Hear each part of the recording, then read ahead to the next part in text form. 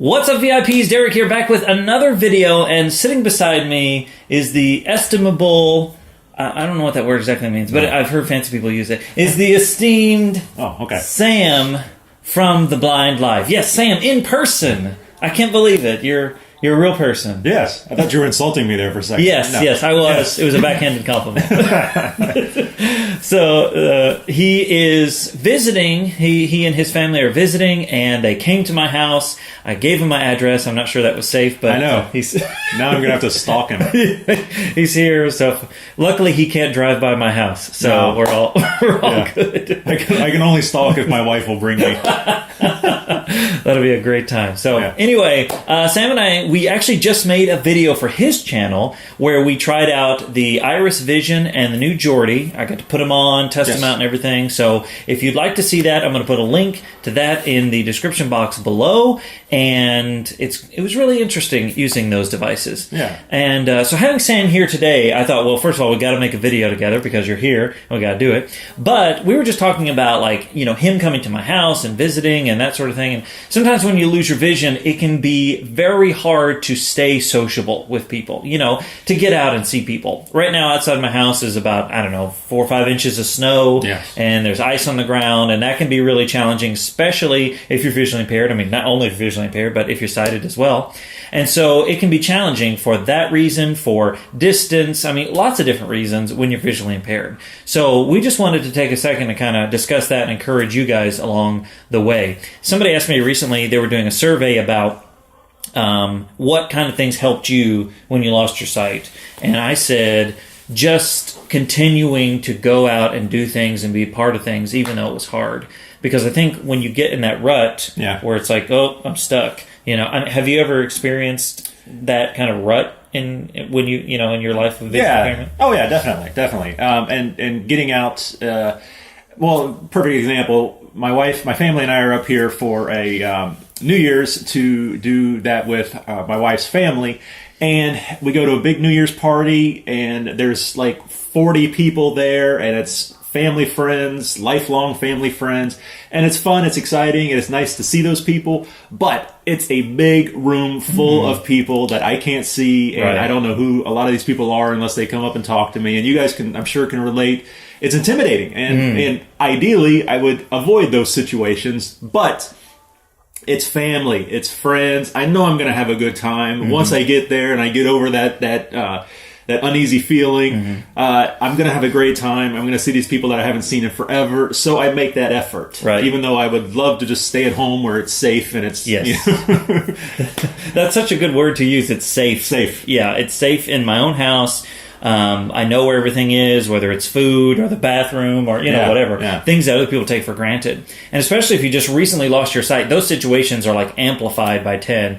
Sam's been blind 100 years and, it seems like it. And I've been visually impaired for a long time, but even now, we still get those feelings where it's like, this is a bit nerve-wracking. And I don't know how you handle it. A lot of times, especially if it's somewhere I've never been, I'll stick close to my wife. I'm like, hey, where are you going? You're gonna take me with you, or we, and I've talked about it on the channel before about finding the bathrooms or finding different locations when you first get there and kind of scouting out the area. But those kinds of moments, whether it's a Christmas party, a New Year's party, whether it's going to a class or going over to somebody's house, it is hard. There's no way around it. It's going to be difficult. But it's important to keep doing those things, even though it's difficult. So, have you had any sort of things that's like, this has helped me in these kind of situations? Any sort of moments or discussions? Well, like I said, I think for me, I have to think about the benefits, the positives. It's like, yes, I'm going to be uncomfortable, like coming here to meet you. I've wanted to do it for a long time, and it just hasn't worked out until now. And yes, my family is with me. But even if they hadn't been with me, I would have found a way to come out, because meeting your family is more important than a little bit of discomfort for me. Right. The positives definitely outweigh the negatives, and you just have to kind of remember that and try and get past it. The party we're going to today is going to have a lot of delicious food, and that was definitely another motivation for me. Even though it's like 12 degrees outside. I'm Right. like, oh, but there's going to be hors d'oeuvres and cookies and stuff. Yes, absolutely. I think that's a really good thing to remember when the benefits far outweigh sort of that negative feeling. And I think I did a video one time, but basically it's like, sometimes it's not always about you. Yeah, exactly. And that's not trying to be like rude or anything. It's just like, and I've talked about it before, it's not always about your sight loss. Like, I know sight loss plays an important part in our life, and we got to think about those things. But when you're going to see family and friends and interact and play and enjoy life, sight loss it shouldn't be a barrier. You know, it's something to consider, but it shouldn't be a barrier. So I think what Sam and I are definitely saying is that you got to just keep going. Even if it's hard, even if it's a little challenging, you know, take that time, you know, prepare yourself, whatever you need to do, whether it's, you know, scouting out the area, you know, if you want to take your cane, if you want to, you know, whatever you have to do to make yourself comfortable, do that, but just be prepared for like, okay, this might be a little uncomfortable. However, I'm really going to enjoy this time, and as Sam said, maybe get to eat lots of food, which clearly we like to do. So that's good. Some things are going to be very uncomfortable. Like, I'm trying to think of examples, like if you're deciding to go back to school, you know, you're older in life, and you know, that's going to be really tough. Yeah. But the benefits are going to be huge, and it's definitely going to be worth it in the long run.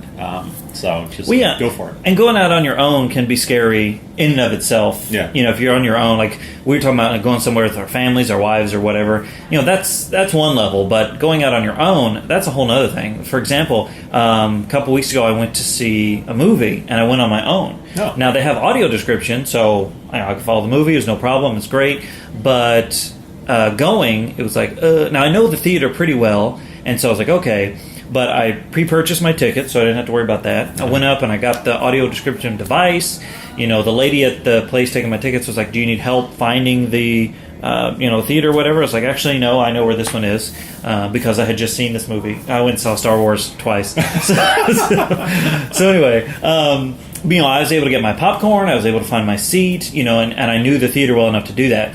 But still, even though I was pretty confident... Very prepared. Yeah, very prepared. It was still a little nerve-wracking because I was on my own. Yeah. And so if anything kind of was out of my thought process of planning, I was like, oh, I don't know how to face that. What about going into the theater and thinking about trying to find a seat? Did the anxiety flare? No, actually, what's interesting about our theater is they just put in new recliner seats. All the seats are like leather recliners, and now you get assigned seats in the theater. Okay. So it's I had like B9, and so it was like this row, this seat. So I did get to avoid the anxiety of like, oh, is there somebody sitting in the seat with a dark shirt on? I don't know. I'm gonna step on something. Yeah. So I did avoid that, but that can be something where it's like, go early enough where you can kind of avoid that. You kind of prepare for those things and you think about those things. But like I said, there might be something that's a little bit, I mean, for instance, when I was carrying my popcorn and drink to the theater, I had my cane, I had my popcorn, I had all this stuff, and I was trying to carry it all.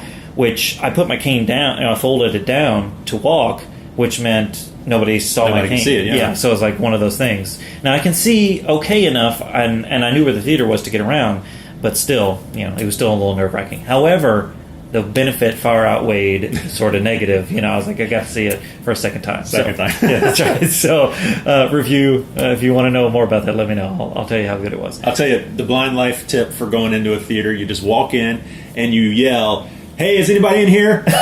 Where can I sit? I want to sit down here. Is there anybody down here? Here? Yes. Works every time. It's an icebreaker. It is. It's a good one. And probably if there are people sitting there, they'll move because you're a weirdo. And they don't want to be around you. You're a weirdo, and it's great. Oh, so glad Sam could be part of this video to share that tip with you. So, and if anybody does do that, please let us know. Yes. Because after you get out of jail, let us know. Send us a letter from jail because they won't let you access the internet. So. Oh, good stuff. Well, Sam, thank you so much for being part of this video today. Hopefully we've been encouraging to you and let you know that even if you have a sight impairment, which we both have and have had for quite a few years, whether it's new, whether it's old, whatever it is, I encourage you to go out and do the things you want to do, because if you really want to do them, I'm sure the benefits will far outweigh the negative feelings that you have. All right, guys, now it's your turn. You listen to Sam and I ramble on a little bit, so we want to hear from you. So my question for you today is this. What is one thing you have done recently that was a little bit scary, a little bit nerve-wracking, but you went because you thought the benefits would outweigh the negative feelings, and you had a really good time. I'd love to hear about it, and I know others would as well, so let me and Sam know in the comments below. Hey, if you like this video, if you found it encouraging, make sure to give it a big thumbs up, share it with somebody that you know, and hit that subscribe button so you don't miss another single video. And while you're at it, hit that notification icon so you get notified every time I release a new video. And speaking of new videos, I'm sure you want to check out Sam's channel because it's awesome. It's called The Blind Life. I'm going to have links down in the description box below. You can let him know how great he is, stroke his ego just a little bit more.